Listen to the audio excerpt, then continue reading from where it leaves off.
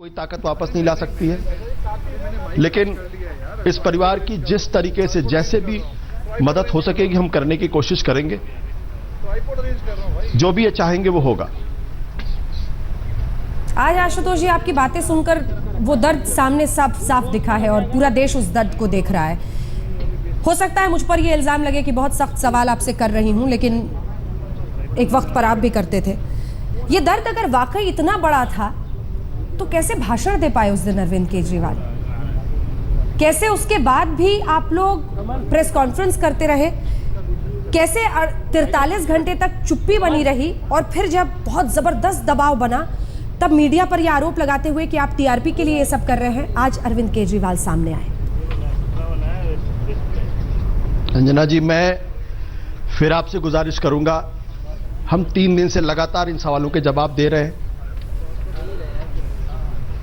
हमने अपने तरफ से जितनी कोशिश हो सकती थी हमने इन सवालों का जवाब देने की कोशिश की है। हो सकता है हमारा जवाब लोगों के गले ना उतरे, लेकिन उस वक्त हमको जो सही लगा हमने वो किया।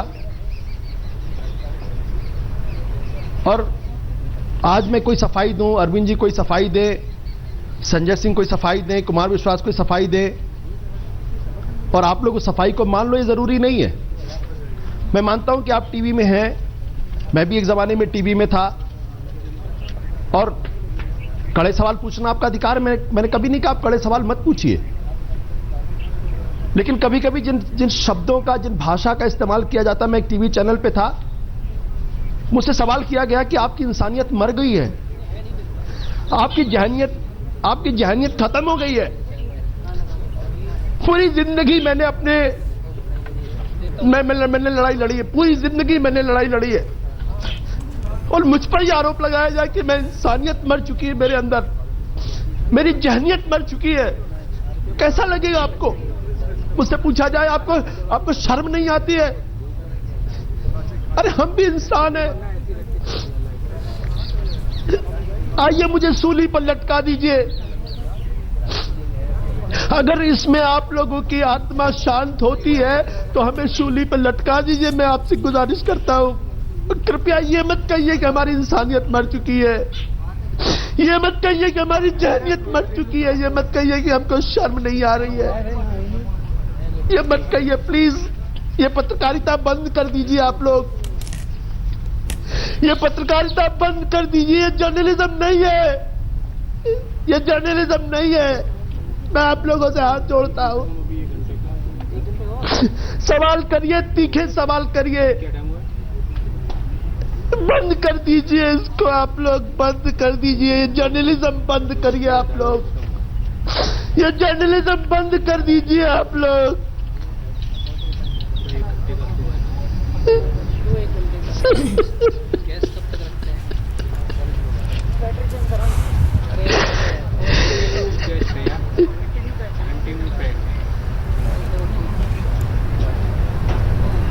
बंद कर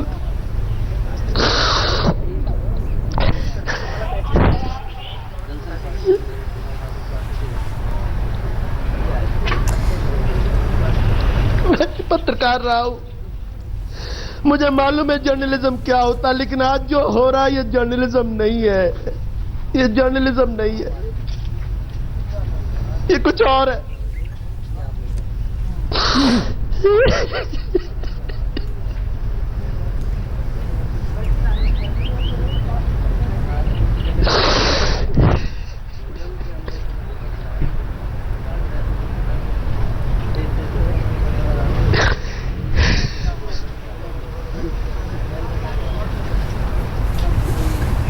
इस बात से हम भी इत्तेफाक रखते हैं कि कभी भी बायस्ड जर्नलिज्म नहीं होनी चाहिए।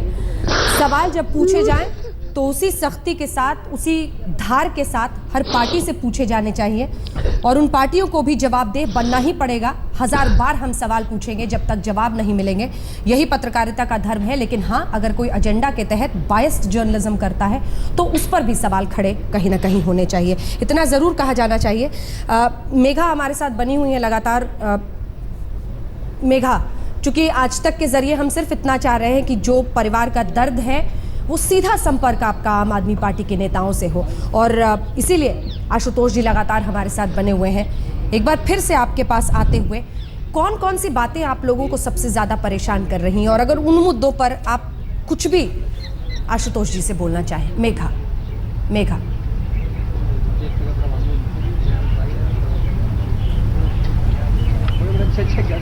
जी, सबसे बड़ी बात तो ये परेशान कर रही है कि हमारी इतनी छोटी सी उम्र में हमारे पिताजी का साया हमारे ऊपर से उठ चुका है।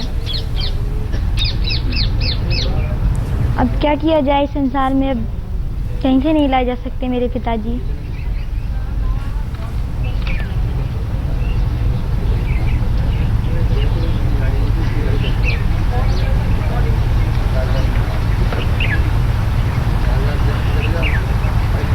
छोटी छोटी गली से जाम लग जाए।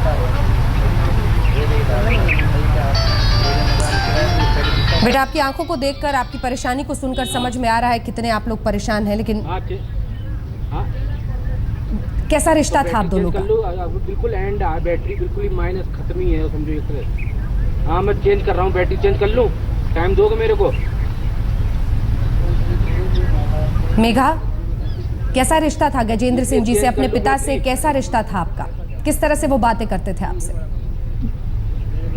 जी, मेरे पिता मुझसे बहुत प्यार से बातें करते थे। हम तीनों बहन भाइयों को इतना प्यार करते थे कि आप जानती होगी कि अपने पिता और बेटी पुत्रों से कितना प्यार होता है।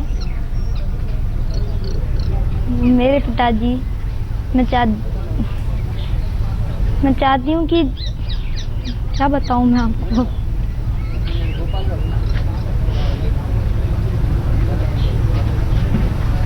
केवल 2 सेकंड चाहिए वो चेंज करने को, केवल टच से चेंज।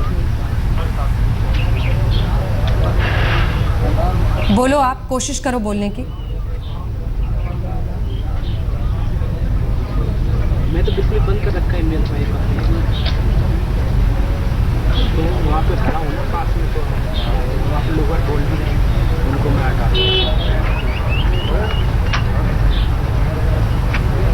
नहीं अभी चलेगा, अभी मेघा, बोलो, आप कोशिश करो बोलने की। आप बता रही थी कि पिताजी कितना प्यार करते थे आप लोगों को, और आपका दर्द इस वक्त सबसे बड़ा क्या है? मेघा,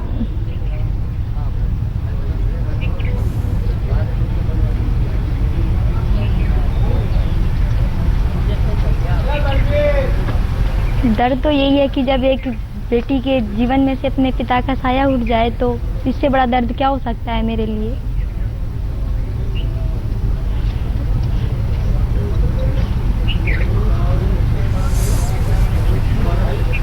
ऐसे वक्त पर वाकई भावनाएं हमेशा उफान पर होती हैं और शब्द बहुत कम, हल्के, छोटे पड़ जाते हैं। असीम दर्द है पूरे परिवार के सामने। 3 बच्चे हैं। 9 साल के राघवेंद्र को मुखाग्नि देने पड़ी है अपने पिता को। संबित पात्रा जी, कभी कभी अफसोस नहीं होता आप लोगों को कि ऐसे वक्त पर भी राजनीति करनी पड़ती है, अपनी पार्टी लाइन को लेकर आगे जाना पड़ता है, दूसरे पर प्रहार करना पड़ता है, लेकिन सच्चाई तो सिर्फ इतनी है कि किसान की हालत बेहतर करने के लिए न वो कुछ कर पाए, ना आप 1 साल में कुछ कर पाए। किसान मर रहा है, उनके बच्चे बिलख रहे हैं, और तमाम सियासी पार्टियां सियासत की खेती कर रही हैं।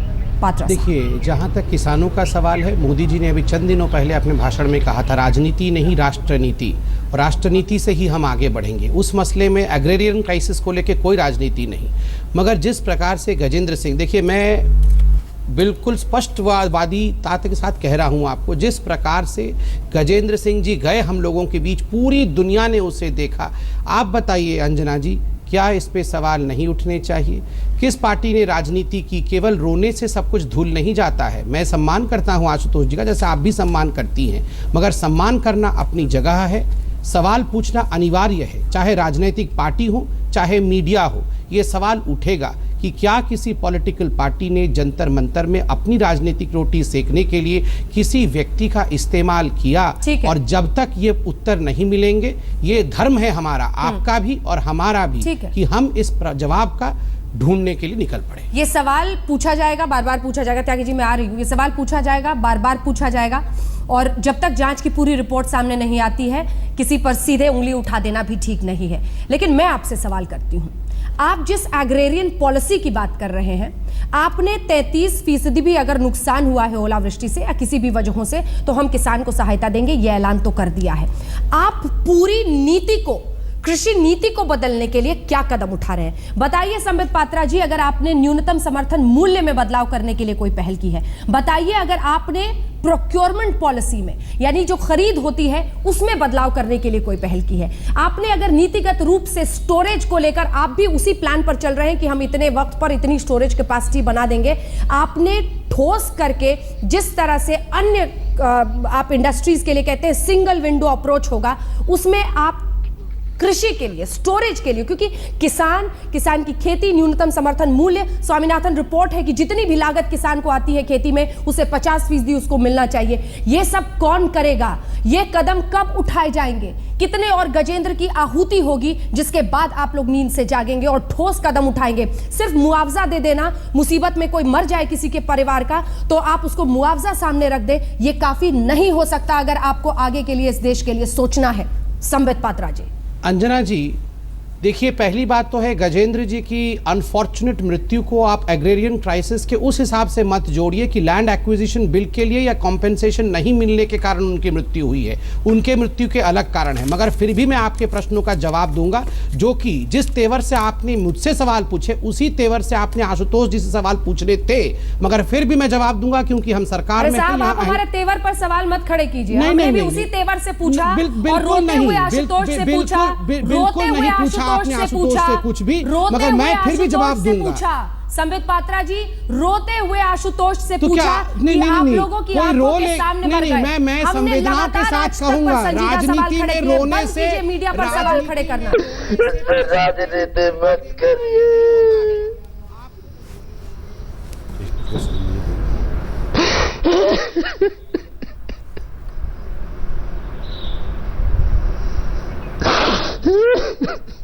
गुजारिश करता, मैं सोनिया गांधी से गुजारिश करता हूं, मैं अजय माकन से गुजारिश करता हूं, इस पर राजनीति मत करिए। मेघा बोलिए। जी हम मत करिए।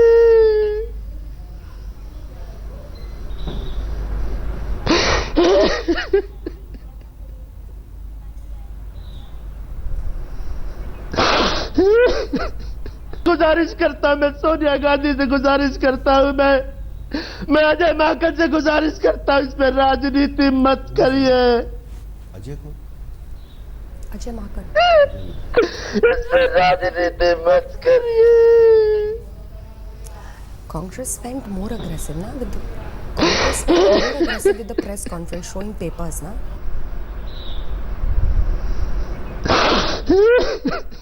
गुजारिश करता, मैं सोनिया गांधी से गुजारिश करता हूं, मैं अजय माकन से गुजारिश करता हूं, इस पर राजनीति मत करिए। इस पर राजनीति मत करिए।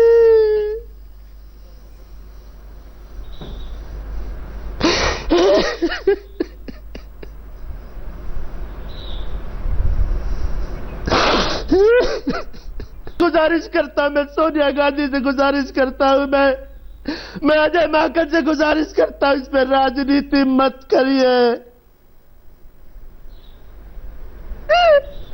इस पर राजनीति मत करिए।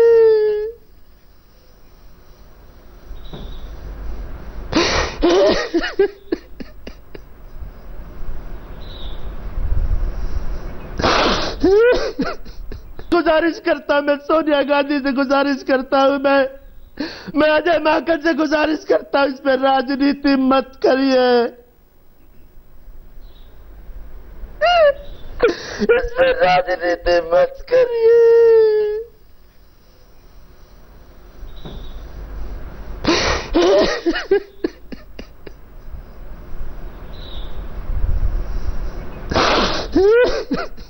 गुजारिश करता, मैं सोनिया गांधी से गुजारिश करता हूं, मैं अजय माकन से गुजारिश करता हूं, इस पर राजनीति मत करिए। इस पर राजनीति मत करिए।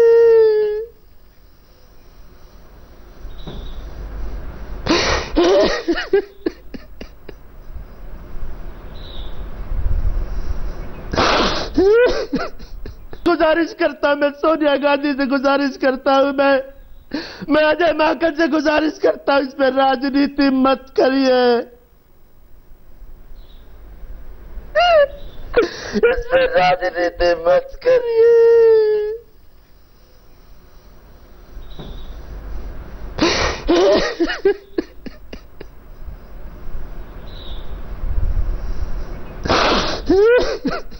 गुजारिश करता हूं, मैं सोनिया गांधी से गुजारिश करता हूं, मैं अजय माकन से गुजारिश करता हूं, इस पर राजनीति मत करिए।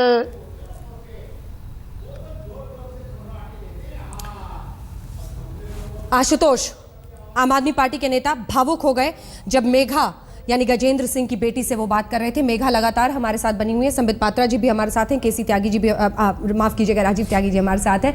लेकिन संबित पात्रा जी, चूंकि हमारी बातचीत जिस मुद्दे पर हो रही थी उस पर मैं जवाब आपको देना चाहती हूं। हमने आशुतोष से उस वक्त भी सख्त सवाल पूछे और कहकर पूछा कि हम आपसे सख्त सवाल करेंगे कि आप लोग देखते रहे और वो मरते रहे। ये सवाल आम आदमी पार्टी से उतनी ही संजीदगी से हम पहले दिन से पूछ रहे हैं। आप उस पर मत जाइए, बंद कीजिए पत्रकारों पर और मीडिया पर आरोप लगाना। जरा ये देखिए कि आगे का रास्ता, हम आपसे नीति से जुड़े हुए सवाल कर रहे हैं, आप कहीं और ले जा रहे हैं। इसीलिए मेरा सवाल, एक सेकंड जवाब दे रहा हूं, सुन लीजिए एक मिनट। अब मुद्दे पर आकर मेरे सवाल का जवाब दीजिए। न्यूनतम समर्थन मूल्य, यूरिया ब्लैक हो रहा है, किसान मर रहा है, इस पर आपकी सरकार ने नीतिगत फैसले क्या लिए हैं? यूरिया ब्लैक होने से कैसे रोकेंगे? पहली बात है, यूरिया ब्लैक नहीं हो रहा है और खुद अनंत कुमार जी ने कहा है कि यूरिया किसान तक पहुंचे, इसके लिए सरकार को जो भी करना है कर रही है। जहां तक ये जो ओलावृष्टि और अनसीजनल रेन का सवाल है, जिसके लिए किसानों ने आत्महत्या की और जो अभी स्टैंडिंग प्रॉब्लम है किसानों की, जिसको हमें एड्रेस करना चाहिए तत्कालीन, उसके लिए सरकार ने वो तमाम कदम उठाए जो विगत 60 वर्षों में किसी ने चिंता भी नहीं की थी। 50% से 33% जमी को कॉम्पेंसेशन के लिए मानना, और दूसरी बात 1.5 टाइम्स कॉम्पेंसेशन को बढ़ा देना। जो कॉम्पेंसेशन 1,20,000 था उसको 4 लाख कर देना। जो गेहूं पहले एफसीआई नहीं खरीदती थी, अगर कोने से टूट जाता था या फफूंद लग जाता था या काला पड़ जाता था, उस गेहूं को भी अब खरीदा जाएगा, ऐसा नोटिस जारी करना। ये और सबसे बड़ी बात अंजना जी, देखिए हम हेल स्टॉर्म के बारे में डिस्कस कर रहे हैं, ओलावृष्टि के कॉम्पेंसेशन को लेके। आपको पता है अंजना जी कि पहले नेशनल डिजास्टर के लॉ में ओलावृष्टि को कॉम्पेंसेशन लायक डिजास्टर नहीं माना जाता था। मोदी सरकार ने ही उस कानून में फेरबदल किया, अमेंडमेंट किया कि अब ओलावृष्टि होगा तो उसे भी डिजास्टर माना जाएगा। क्या ये सब अच्छी पॉइंट्स नहीं है? जहां तक एमएसपी का सवाल है, आप ही के चैनल पे कल मैं बैठा था और आप राजदीप जी से पूछिए, इंटरनेशनल एक्सपर्ट बैठे थे, उन्होंने कहा कि पूरे वर्ल्ड में जो सपोर्टिंग प्राइस है वो क्रश कर गया है। उसके बावजूद भी हिंदुस्तान में मोदी सरकार ने कॉटन के लिए बहुत बड़ा एग्जाम्पल दिया उन्होंने, उस एमएसपी पे जहां पिछले वर्ष 2013-14 में मात्र 40,000 कॉटन बेल्स लाए गए थे, इस वर्ष अब तक 2,40,000 कॉटन बेल्स प्रोक्योर किया है इस सरकार ने। चाहे गेहूं हो चाहे जौ हो, हर के एमएसपी को अनुपात के हिसाब से, इंटरनेशनल अनुपात के हिसाब से बढ़ाया है इस सरकार ने, और अभी मात्र 10-11 महीने हुए हैं। 5 वर्षों में हम पूरे कृषि के क्षेत्र को बदल देंगे अंजना जी, मैं प्रॉमिस करता हूं आपको। आंखें रहेंगी, जैसे मौसम की तरफ किसान देख रहा है वैसे ही आंखें आप पर भी टिकी रहेंगी। त्यागी साहब, देखिए मैं एक बात कहना चाहूंगा, ये निश्चित रूप से बात सही है कि भावना शून्य व्यक्ति पशु समान है। मैं आशुतोष जी की बात से सहमत हूं, लेकिन सिस्टम का फेल्योर या व्यक्ति का फेल्योर है, उनका परिवार भी वो जांच चाहता है। रही बात संबित पात्रा जी जो विषय उठा रहे हैं, तो मैं इनको 2-3 राय देना चाहूंगा। मैं इस डिबेट में जाऊंगा नहीं कि कौन क्या कर रहा है। क्या किसानों के लिए कोई सब्सिडी लेके आ रही है सरकार? क्या किसानों के लोन माफ करने का काम कर रही? चलिए पूरे लोन माफ मत करिए, लेकिन जो फसलों का जो लोन है उसे माफ कर दीजिए। करीब 10-12 हजार करोड़ का बैठेगा पूरे देश का, ज्यादा नहीं बैठेगा। कांग्रेस पार्टी ने 72,000 करोड़ के ऋण माफ किए थे। मिनिमम सपोर्ट प्राइस पर मोदी जी ने कहा था कि जो कॉस्ट प्राइस है उस पे 50% ऋण माफ कर दिया था। आप तो राम राज्य लेकर आए थे, तब भी हजारों किसान मरे। मैं कंप्लीट माफी आप कर तो देते हैं, मैं कंप्लीट कर लूं प्लीज। लेकिन अंजना जी, मैं बहुत महत्वपूर्ण बात कहने जा रहा हूं। पहुंचता कहां है किसान? बिल्कुल पहुंचता है। देखिए जिस तरह से भारतीय जनता पार्टी के लोग बाग मिथ फैला रहे हैं हर चीज पे, मैं पूछना चाहूंगा इन्होंने मिनिमम सपोर्ट प्राइस कितनी बढ़ाई? राजस्थान, मध्य प्रदेश, उत्तर प्रदेश, बिहार, 1450 रुपए कुंटल मिनिमम सपोर्ट प्राइस है गेहूं की, उससे नीचे बिक रहा है 1100 से 1200 रुपए कुंटल गेहूं बिकने का काम हो रहा है। एफसीआई गेहूं नहीं खरीद रही है, धान का किसान पिट चुका है, कपास का किसान पिट चुका है, सोयाबीन का किसान पिट चुका है। क्या मध्य प्रदेश, राजस्थान जहां भारतीय जनता पार्टी की सरकार है, महाराष्ट्र की सरकार है, वहां आत्महत्या नहीं हुई? जनवरी से मार्च के बीच में 604 किसान आत्महत्या कर चुके हैं। क्या चिंता का विषय नहीं? आपको मेरे सवाल का जवाब देना। मैं सवाल लूंगा, पहले बताइए, मैं बिल्कुल सवाल एक सेकंड आप बताइए, प्लीज, मैं लास्ट सेंटेंस आपकी सरकार में कितने किसान मरे? आंकड़ा बताइए देश को। मैं कह देता हूं, आप आंकड़ा बताइए। बिल्कुल बताता हूं। बताइए। 1947 में अंजना जी जब देश आजाद हुआ था, जब पहला बजट प्रस्तुत किया गया था, तो देश का बजट न्यूयॉर्क म्युनिसिपल कॉर्पोरेशन से छोटा बजट था। उस देश पे हरित क्रांति ला करके, उस देश में बैंकों का राष्ट्रीयकरण करने के बाद इंदिरा जी ने निश्चित रूप से उलझा नहीं रहा हूं, गांव में किसानों को बेहतर जीवन देने का काम किया था। आंकड़ा बताइए, मनमोहन सिंह की सरकार में 10 साल में कितने किसान मरे? आंकड़ा बताइए। मनमोहन सिंह से सरकार, आप आंकड़ा बताइए, मैं बिल्कुल बता रहा हूं कितने किसान मरे? देखिए, आप मनमोहन सिंह के 10 साल में सवाल कितने करने के बाद अगर आप मुझे जवाब देने का मौका देंगे, आंकड़ा नहीं बता रहे ना, आप उलझा रहे, आप 47 में ले जा रहे हैं। वक्त की कमी रहती है। आंकड़ा बताइए, आंकड़ा बताइए। मैं बिल्कुल बता रहा हूं। मनमोहन सिंह साहब की सरकार ने मिनिमम सपोर्ट प्राइस दुगने करने का काम किया, हर चीज का, गेहूं, चावल और मोटे धान का, मोटे अनाज का। और हमने सब्सिडी जो 26,000 करोड़ की सब्सिडी हम किसानों को 2004 में देते थे, उसको हमने बढ़ा करके 57,000 करोड़ करने का काम किया। 1 लाख करोड़ के ऋण जो 2004 में बढ़ते थे किसानों के लिए, वो 7 लाख करोड़ करने का काम किया। तो ऐसा नहीं अंजना जी, प्रजातंत्र में रोज काम करना होता है, लोगों की बेहतरी के लिए रोज काम करना होता है। ऐसा नहीं कि एक दिन में काम हो जाएगा, लेकिन सरकार की नीति और नीयत वो साफ होनी चाहिए, जो भारतीय जनता पार्टी की नहीं है। आप में भी नहीं थी, और आप आंकड़े करके तैयारी सब आते हैं, लेकिन दूसरी पार्टी पर प्रहार के लिए अपनी जानकारी नहीं देते। मेघा जी हमारे साथ बनी हुई है। मैं रिएक्ट नहीं करूंगा, कांग्रेस पार्टी कभी भी मीडिया पर रिएक्ट नहीं करेगी। मीडिया हमसे सख्त सवाल पूछे, हम तो चाहेंगे, स्वागत है आपका सख्त सवाल पूछिए, क्योंकि मीडिया का एक काम है, आप चौथे स्तंभ में। हम लोग भारतीय जनता पार्टी की तरफ या आम आदमी पार्टी की तरफ, हम लोग आप पे कभी प्रश्न चिन्ह नहीं लगाएंगे। हम लोग स्वागत करते हैं आपके सख्त सवालों का, लेकिन मैं ये भी कहना चाहूंगा कि प्रजातंत्र में रोज कार्य करना होगा लोगों के विकास के लिए। जो अंतिम पायदान में बैठे हुए लोग बागे, उनको ऊपर उठाने प्रजातंत्र है। संबित पात्रा जी, देखिए, मुझे लेकिन बड़बोली राजनीति से बाज आना चाहिए भारतीय जनता पार्टी को, बड़बोली भाषा से बाज आना चाहिए, नहीं तो भारतीय जनता पार्टी को लोग बाग धीरे धीरे बड़बोली झूठी पार्टी कहना शुरू कर दें। राजीव जी, देखिए, संबित पात्रा जी जल्दी से जवाब। हाँ, देखिए, आप अगर आंकड़े चाहती है तो मैं आंकड़े दे सकता हूं, मगर कांग्रेस ने क्या किया वाकई हमारा विषय नहीं है। जो कांग्रेस ने किया है उसको उन्होंने भुगता है, और कल खुद प्रधानमंत्री ने खड़े होकर अहंकार में मत आइए, विनाश मूलम अहंकार से। संबित पात्रा साहब, आप अभी 11 महीने में कुछ डिलीवर नहीं कर पाए। हो जाइए, नो विजन ओनली टेलीविजन से काम नहीं चलेगा। महत्वपूर्ण विषयों को चलने दीजिए। यहाँ पे मैं तो आप पे आक्षेप कर ही नहीं रहा हूँ, और ऐसे ही क्या सब्सिडी जवाब ले लेने दीजिए, मुझे ब्रेक पर जाना है, बहुत देर से ब्रेक पे नहीं गई हूँ। जल्दी क्या लोन माफ करेंगे किसानों के? एक सेकंड संबित जी, जल्दी से। अंजना जी, देखिए, अगर आंकड़ों पे जाया जाए तो जिस प्रकार का आंकड़ा किसानों के आत्महत्या का मनमोहन जी के जमाने में रहा है, वो बहुत हाई रहा है। और मैं ये भी कह के अतिशयोक्ति, और 11 महीने के शासनकाल में 2000 से ऊपर कर चुके हैं आत्महत्या। मैं पीठ थपथपाना नहीं चाहूंगा ये कह के ये कम हो गया है, मगर अभी भी बहुत कुछ करने को बाकी है। और वाकई इसमें राजनीति छोड़कर सभी पॉलिटिकल पार्टी जवाब दिए सारे, आपको आपके हर प्रश्न का जवाब दिया। इस तूतू मेमे में किसान आज भी मर रहा है। ऐसा नहीं है कि गजेंद्र के साथ ये सिलसिला रुका है, गजेंद्र के बाद भी 10-20 किसानों के अलग अलग जगहों से खुदकुशी के मामले सामने आए हैं। आप देखते रहिए आज तक।